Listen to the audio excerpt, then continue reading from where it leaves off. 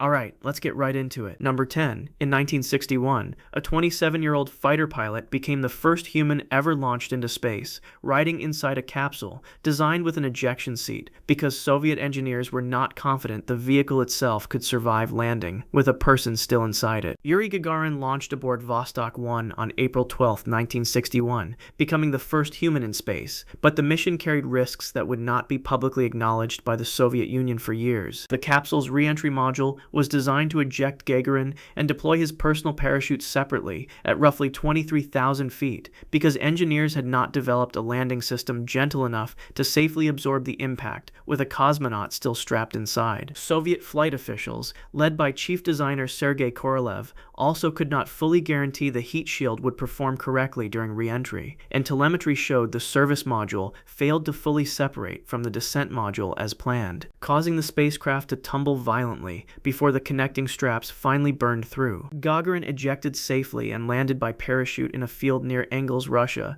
but the Soviet Union initially claimed, for the purposes of setting an official world record, that he had landed inside the capsule, a fabrication maintained publicly for years to satisfy international aviation rules that a pilot must land with their craft. Number 9. In 1965, a Soviet cosmonaut became the first human to ever leave a spacecraft and float freely in the vacuum of space, and his suit swelled so dramatically from internal pressure that he nearly could not fit back through the airlock to get inside. Cosmonaut Alexei Leonov performed the first spacewalk in history on March 18, 1965, during the Voskhod 2 mission, spending roughly 12 minutes outside the spacecraft. In the vacuum of space, with no external pressure pushing back against it, his spacesuit expanded and stiffened far beyond its intended shape, a problem never fully tested on the ground beforehand. Leonov later confirmed in memoirs and interviews published decades afterward that his suit had ballooned so severely he could no longer fit through the airlock hatch in the standard feet-first procedure, forcing him to make an unauthorized, dangerous decision to partially depressurize his own suit to reduce its size before squeezing through headfirst instead, risking decompression sickness in the process. The mission worsened further during re-entry when the automatic landing system malfunctioned, forcing a manual retrofire that landed the capsule roughly 240 miles off course, deep in a snow-covered forest in the Ural Mountains, where Leonov and fellow cosmonaut Pavel Belayev spent a night surrounded by wolves and freezing temperatures before rescue teams could physically reach them on skis. Number 8. In 1966, 2 American astronauts found themselves spinning violently out of control nearly 200 miles above Earth, tumbling faster than 1 full rotation per second, in what remains the first serious in-flight emergency in the history of American crewed spaceflight. Astronauts Neil Armstrong and David Scott were flying Gemini 8 on March 16, 1966, having just completed the first successful docking between 2 spacecraft in orbit, when a stuck thruster on their capsule began firing uncontrollably, causing the joined spacecraft to spin. Armstrong undocked from the target vehicle, believing the problem was with the other craft, only to discover the malfunction was on Gemini 8 itself, and the spin then accelerated dramatically once freed from the added mass of the docked vehicle. NASA flight records confirm the spacecraft was rotating at approximately 1 revolution per second by the time Armstrong regained enough control to act, a rate fast enough that both astronauts were approaching the point of losing consciousness and, potentially, visual focus needed to fly the spacecraft at all. Armstrong made the split-second decision to activate the re-entry control thrusters to stop the spin, a system reserved specifically for the end of a mission, which per mission rules required an immediate, unplanned splashdown, cutting the flight short but bringing both astronauts home safely after what NASA officials later confirmed had been one of the closest calls of the entire Gemini program. Number 7. In 1967, 3 American astronauts died inside their own spacecraft without ever leaving the launch pad, killed by a fire that spread in seconds through a cabin filled with pure, pressurized oxygen. Astronauts Virgil Grissom, Edward White, and Roger Chaffee were conducting a routine launch pad test aboard Apollo 1 on January 27, 1967, when an electrical spark ignited a fire inside the command module's cabin, which had been filled with 100% pure oxygen at higher than normal atmospheric atmospheric pressure, a combination that caused even normally fire-resistant materials to burn violently and instantly. NASA's official accident investigation board, established immediately afterward, confirmed the astronauts had no realistic chance of escape because the hatch was designed to open inward and required removing multiple bolts by hand, a process that took ground crew members outside the capsule over 5 minutes to accomplish even without a fire actively spreading inside, by which point all 3 astronauts had already died from smoke inhalation and burns. The tragedy triggered a complete redesign of the Apollo command module, replacing the inward opening hatch with a single quick-release outward opening version and switching the pre-launch cabin atmosphere to a nitrogen-oxygen mixture, changes NASA has directly credited with making every subsequent Apollo mission survivable. Number 6. Later that same year, a Soviet cosmonaut became the first human being to die during an actual spaceflight, killed when his spacecraft's main parachute failed to deploy correctly during his return to Earth. Cosmonaut Vladimir Komarov launched aboard Soyuz 1 on April 23, 1967, in a mission plagued by problems almost from the moment it reached orbit, including a solar panel that failed to deploy properly, leaving the spacecraft short on power. Soviet officials, under significant political pressure, ordered Komarov to attempt re-entry despite the ongoing issues. During descent, the primary parachute failed to fully extract from its container, and when Komarov activated the backup reserve parachute, it became tangled with the still partially deployed primary chute, leaving the capsule with no functional way to slow its fall. Soyuz 1 struck the ground at extremely high speed near Orenburg, Russia, and the impact instantly killed Komarov, later confirmed through Soviet accident reports that would not be fully released to the public for decades. Komarov became the first human to die during an actual spaceflight, and Soviet officials, according to memoirs published years later by fellow cosmonauts, had been aware of serious spacecraft defects before launch, but proceeded with the politically significant mission regardless. Number 5. In 1969, a rocket carrying 3 American astronauts to the moon was struck by lightning not once, but twice, within the first 36 seconds after liftoff, temporarily knocking out critical spacecraft systems while the vehicle was already committed to flight. Apollo 12 launched on November 14, 1969, during rainy weather, and NASA telemetry confirmed the Saturn V rocket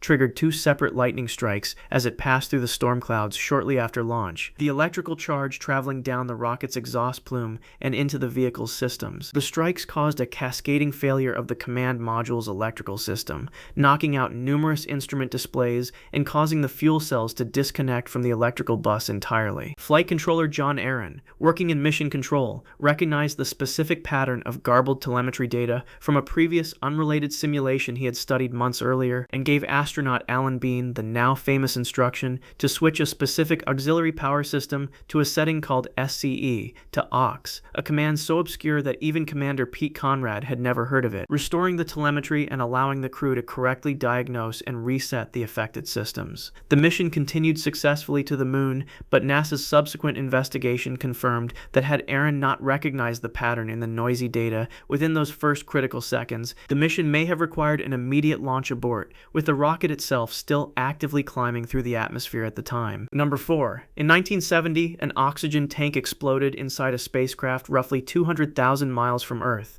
crippling the vehicle so severely that NASA engineers had to invent an emergency survival plan using nothing but equipment already on board, in real time, with 3 astronauts' lives depending on it. Apollo 13 launched on April 11, 1970, and on April 13th, an oxygen tank in the spacecraft's service module exploded, following a wiring defect that had gone undetected during ground testing, according to NASA's official Accident Review Board findings, published later that year. The explosion crippled the command module's power, oxygen, and water supplies, forcing astronauts James Lovell, Jack Swigert, and Fred Hayes to abandon their moon landing entirely and retreat into the lunar module, using it as an improvised lifeboat for a craft it was never designed to support for the return journey. NASA Flight Director Gene Kranz led mission control through an extraordinary real-time engineering effort, including designing a makeshift adapter, built by the astronauts themselves, from spacecraft materials including plastic bags, cardboard, and tape, to filter dangerous carbon dioxide buildup that the lunar module's own scrubbers were not designed to handle for 3 people. The crew endured freezing temperatures, minimal water, and a nerve-wracking unpowered re-entry procedure that mission control had never previously tested,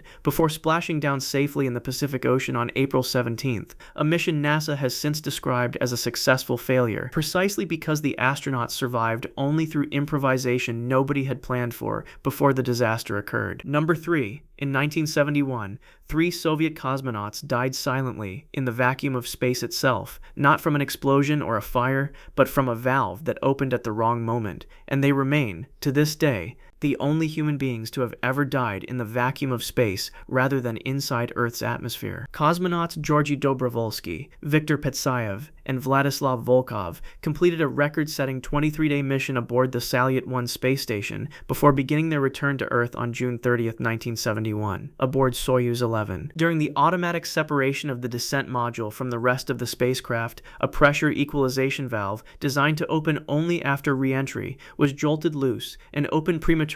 while the capsule was still in the vacuum of space. Soviet investigators confirmed the cabin fully depressurized within roughly 40 seconds, and because the cosmonauts, per standard procedure for that mission, were not wearing pressurized spacesuits inside the capsule, all 3 men died from asphyxiation before the spacecraft ever re-entered the atmosphere. Recovery teams, expecting a successful landing, opened the capsule hatch after touchdown to find all 3 cosmonauts still seated, without any visible signs of trauma, having died silently during the descent. The tragedy led to the immediate requirement that all Soviet and later Russian cosmonauts wear full pressurized spacesuits during launch and re-entry from that mission onward, a rule that remains in effect on every crewed spacecraft in the world today. Number 2. In 1986, an entire nation watched live on television as a spacecraft carrying 7 astronauts, including a schoolteacher selected from over 11,000 applicants, broke apart just 73 seconds after launch, killed by a design flaw engineers had already warned about the night before. The Space Shuttle Challenger launched on January 28, 1986, carrying astronauts Francis Scobie, Michael Smith, Judith Resnick, Ellison Onizuka, Ronald McNair, Gregory Jarvis, and teacher Krista McAuliffe. NASA's Rogers Commission, formed to investigate the disaster, and including physicist Richard Feynman, confirmed the cause was a failed O-ring seal in the right solid rocket booster, a rubber gasket that lost its flexibility in the unusually cold temperatures present at launch, allowing hot gas to escape and ignite the external fuel tank. Engineers at Morton Thiokol, the manufacturer of the solid rocket boosters, including engineer Roger Bauziali, had explicitly warned NASA management the night before launch that the O-rings had never been tested at temperatures as cold as those forecast for the morning, recommending a delay that was ultimately overruled. Feynman famously demonstrated the failure publicly during a televised hearing by placing a piece of O-ring material in a glass of ice water and showing how it lost its resilience instantly. The disaster, witnessed live by millions, including thousands of American schoolchildren watching specifically because of McAuliffe's participation, led to a 32-month suspension of the entire Space Shuttle program, while NASA redesigned the booster joints. Number 1. In 2003, a piece of foam insulation smaller than a briefcase struck a spacecraft during launch, and for 16 days afterward, 7 astronauts orbited Earth completely unaware that the damage would prevent them from ever safely coming home. The Space Shuttle Columbia launched on January 16, 2003, carrying astronauts Rick Husband, William McCool, Michael Anderson, David Brown, Kalpana Chawla, Laurel Clark, and Elon Ramon, Israel's first astronaut. During launch, a piece of foam insulation broke off the external fuel tank and struck the leading edge of the left wing, damage captured on launch footage but assessed by NASA engineering teams at the time as unlikely to pose a serious safety risk, based on incomplete data and flawed historical comparisons to previous, smaller foam strikes. NASA's Columbia Accident Investigation Board, chaired by retired Admiral Harold Gemin, confirmed in its 2003 report that the foam strike had actually created a breach in the wing's thermal protection system large enough to allow superheated atmospheric gases, reaching temperatures exceeding 8,000 degrees Fahrenheit, to enter the wing structure during re-entry on February 1, 2003. The investigation revealed that some NASA engineers had privately requested additional imagery to assess the damage while the mission was still in progress, requests that were ultimately not acted upon by management. Columbia disintegrated over Texas during re-entry, killing all 7 astronauts, and the investigation board's final report explicitly stated that NASA's own organizational culture, which had grown accustomed to foam strikes as a recurring, seemingly minor problem, had directly contributed to the failure to recognize the danger in time to attempt any kind of rescue or repair while the crew was still safely in orbit. If you want to see more videos like this, click the video on screen now and make sure to subscribe.